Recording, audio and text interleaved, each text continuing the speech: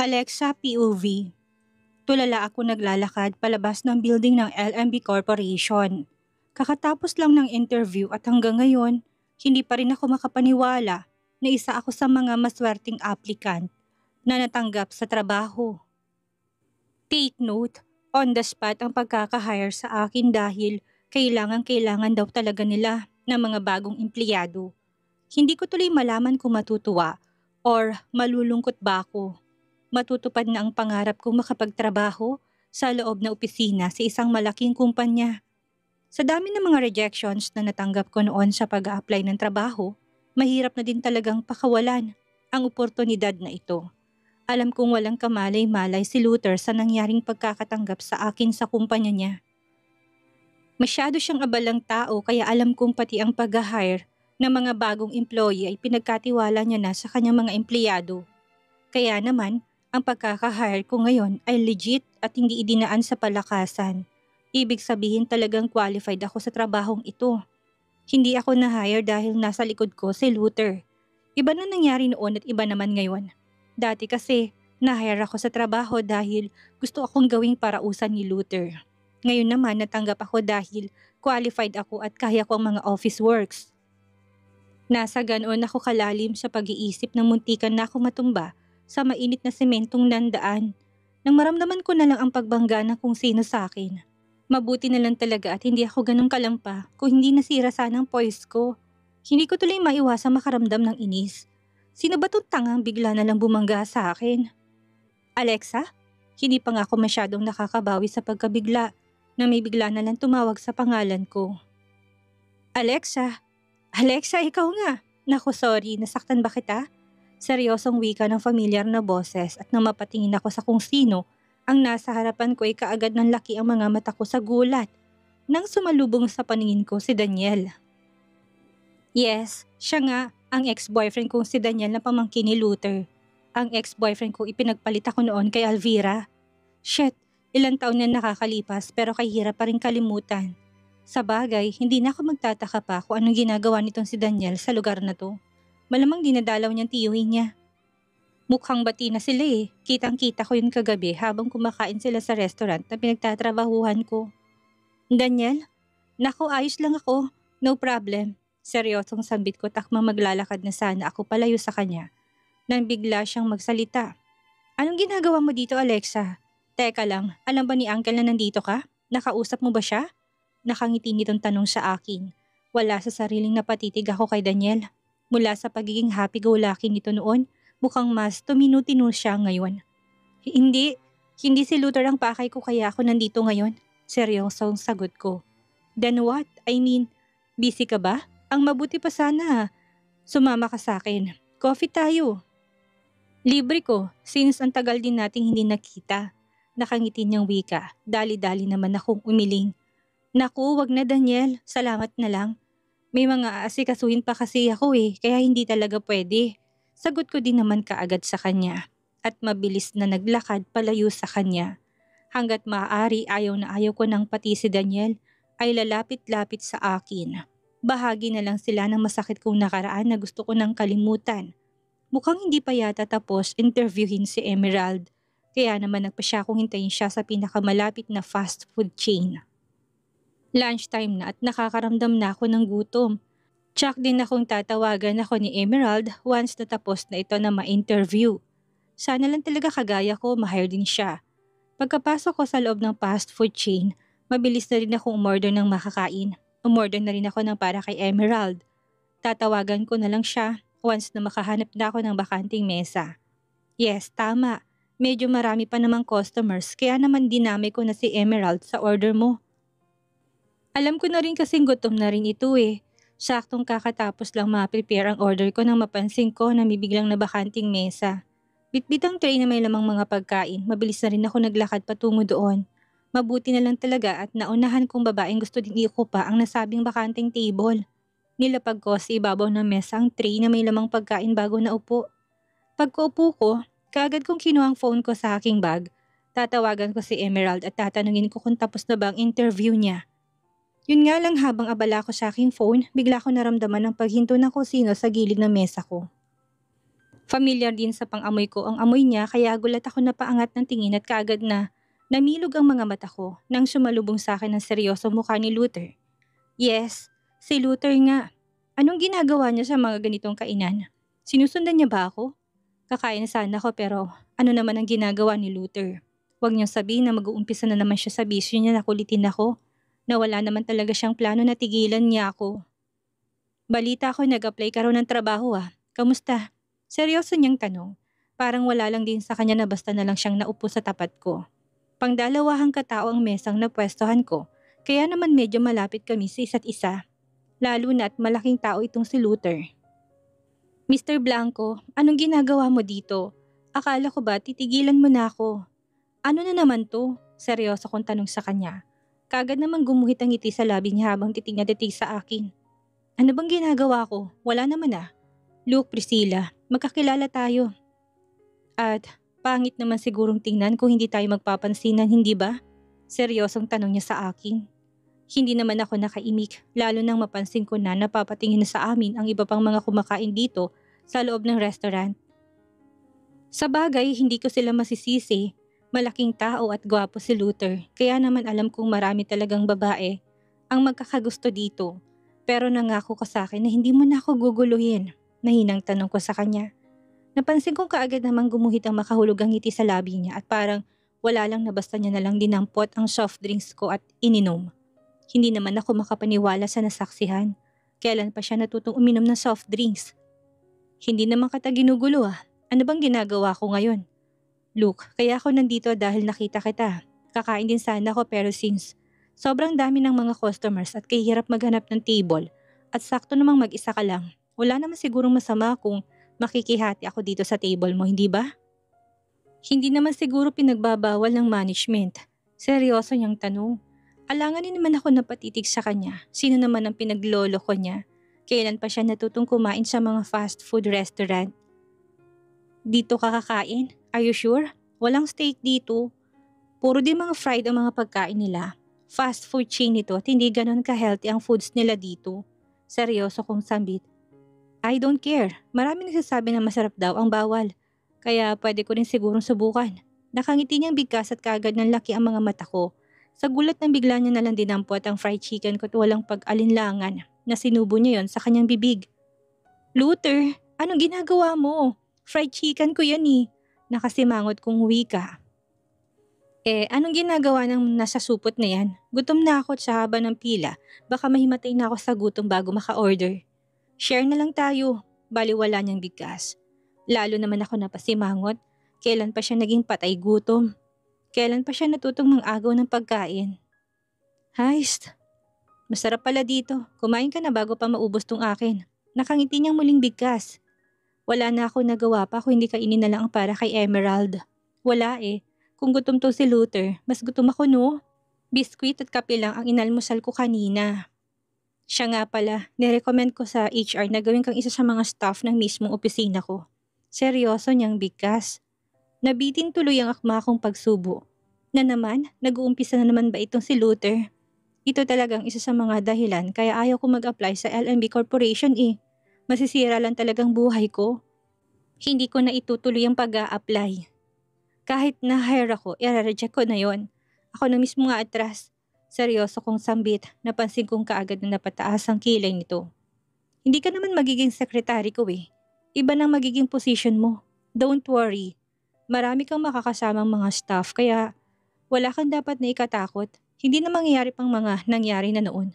Nagbago na ako at pinili ko ng maging mabait. Seryoso niyang sambit, kasawalang din ang tono ng boses niya. Mukha din namang wala siyang balak, nabastusin ako eh. Ang pagkaka-hire din sa'yo ay hindi ko sariling desisyon yun. HR nang nag-decide kaya talagang qualified ka sa posisyon na ibinigay nila sa'yo. Huwag kang matakot sa akin, Priscilla. Ang kailangan mong isipin ngayon ay yung kinabukasan. Talikuran mo ng nakaraan dahil walang magandang maidudulot yun sa buhay mo. Seryoso niyang bigkas. Hindi pa rin ako nakaimik, sobrang naguguluhan kasi ako eh. Si Luther ba talaga ang kaharap ko ngayon? Bakit feeling ko may nagbago talaga sa kanya?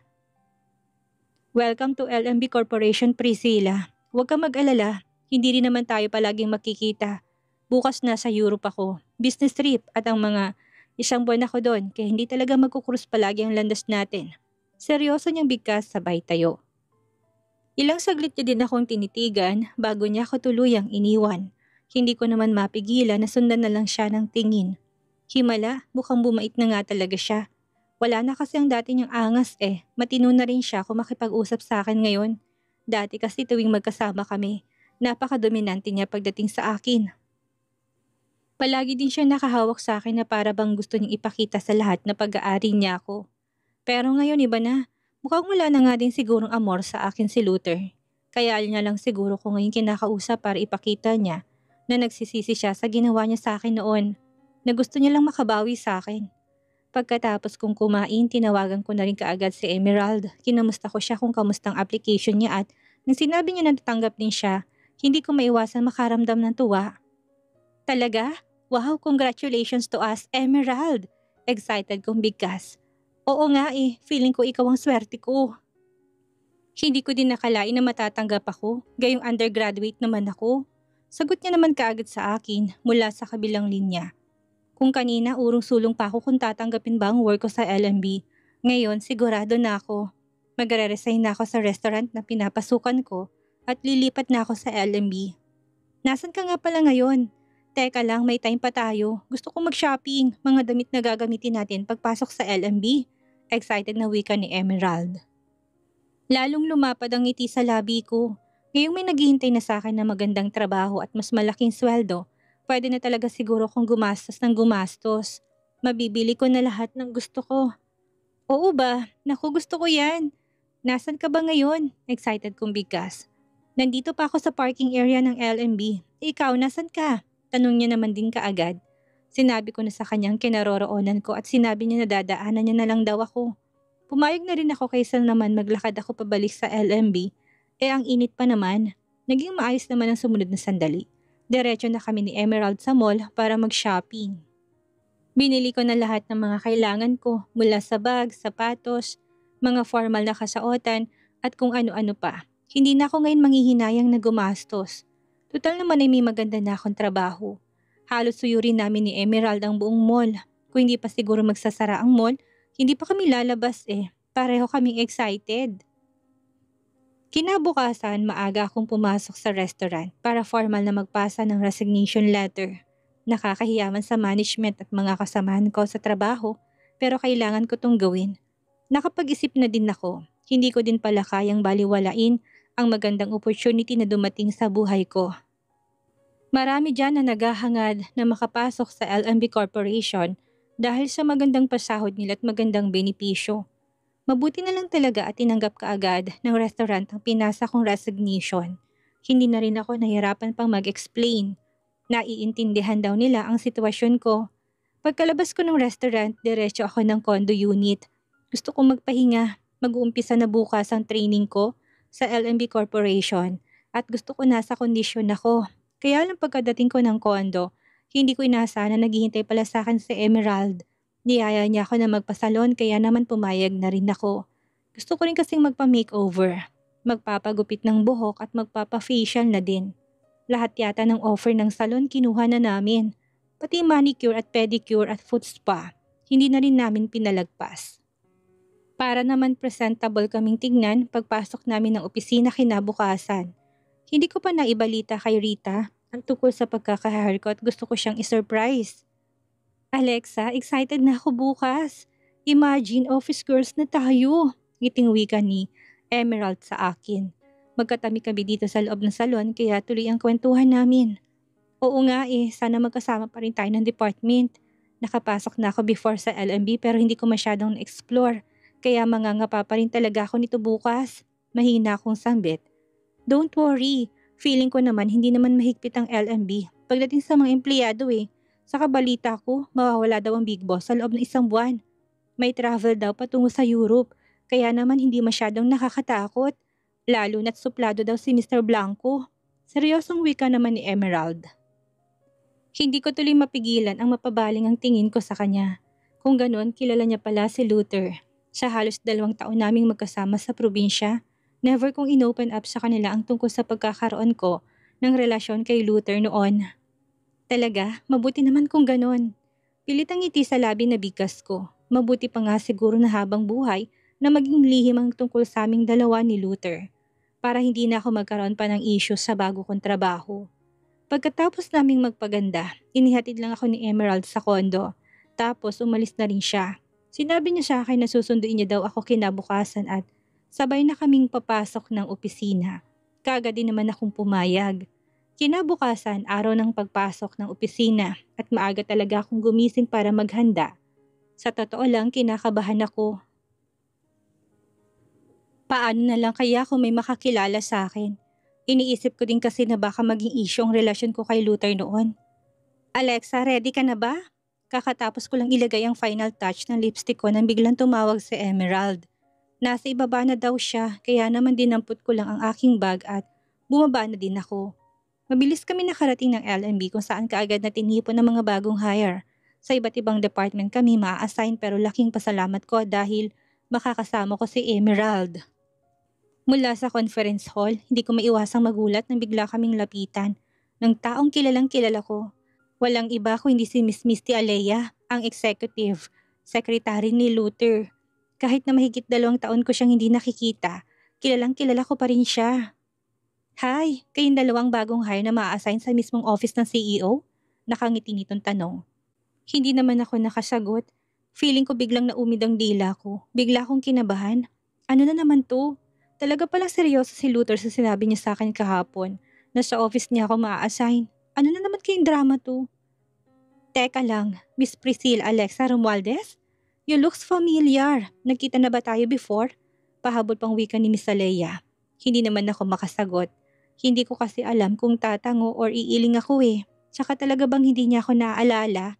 Mukhang hindi dahil sa dami siguro ng mga babaeng dinadala ni Luther sa mismong loob ng opisina. Mahirap na yata para kay Miss Misty na maalala kung sino-sino sila. Ah, never mind. Maybe nagkita lang tayo before somewhere tapos hindi ko na maalala kung saan. Nakangiting muling bigkas ni Miss Misty pagkatapos noon. Niyaya niya kami sa top floor. Doon kami maa-assign malapit sa opisina ng CEO. Kagaya pa rin ng dati, wala pa rin pinagbago ang top floor. Ang kaibahan na lang, mukhang mga bagong mga mukha ng mga empleyado na naka-assign dito. May 8 table ang makikita dito sa top floor, maliban sa opisina mismo ng CEO kaya malawak ang buong paligid. Hindi kagaya sa ibang floor na wala ka masyadong maiikutan. Dahil marami sila at halos puro opisina mula sa iba't ibang department. Miss Alexa, dito ka at doon naman si Miss Emerald. Muling wika ni Miss Misty. Hindi ko maiwasang mapatingin sa salamin ng opisina ni Luther. Naalala ko dati na kapag nasa loob ka ng opisina niya, makikita mong mga kaganapan sa labas. Ito yata ang disadvantage kapag naka-assign ka malapit sa opisina ng CEO. Bawal ang lalamya-lamya dahil baka nakamonitor lang din siya sa amin. Siya nga pala, galingan niyo ha? Hindi naman siya nananakot ako pero hindi ko na mabilang kung ilang empleyado na ang nag-resign dito. At napatalsik mismo ni Mr. CEO. Medyo mahigpit kasi talaga siya pagdating sa trabaho eh. Nakangiting muling bigkas ni Miss Misty. Hindi ko na siya nakakausap masyado dati pero alam kong mabait siya. Hindi naman siguro siya magtatagal bilang executive secretary ni Luther kung hindi eh. Don't worry Miss Misty, gagalingan namin. Nakangiting sagot naman kaagad ni Emerald. Pinakilala na rin kami ni Miss Misty sa mga kasamahan namin dito sa department. Lahat naman sila mukhang mababait at welcome naman daw kami. Kaagad kaming sumabak sa training. Puro lang naman paperworks, paggawa ng reports, review ng mga reports galing sa iba't ibang department at kung ano-ano pa. Medyo masakit sa ulo pero alam kong masasanay din ako. Meron tayong cafeteria sa ibaba kung gusto niyong kumain. Kung may baon naman kayo, may mini kitchen din dito. Pwede kayong kumain doon basta siguraduhin lang na malinis ang area. Bawal magkalat dahil minsan chinecheck ni Mr. Blanco ang area na yon. Nakangiti na muli ni wika ni Miss Misty. Almost lunchtime na at sinabi ng isa sa mga kasamahan namin na sumabay na daw kami sa kanila pagbaba na cafeteria para makakain ng lunch. Sabay na kayong dalawa, enjoy your meal. Nasanay kasi ako magbitbit ng baon kaya hindi na kailangang bumaba doon. Nakangiting wika ni Miss Misty sa amin. Are you sure Miss Misty? Hindi ba malungkot kumaing mag-isa? Tanong naman ni Emerald dito. Sanay na ako.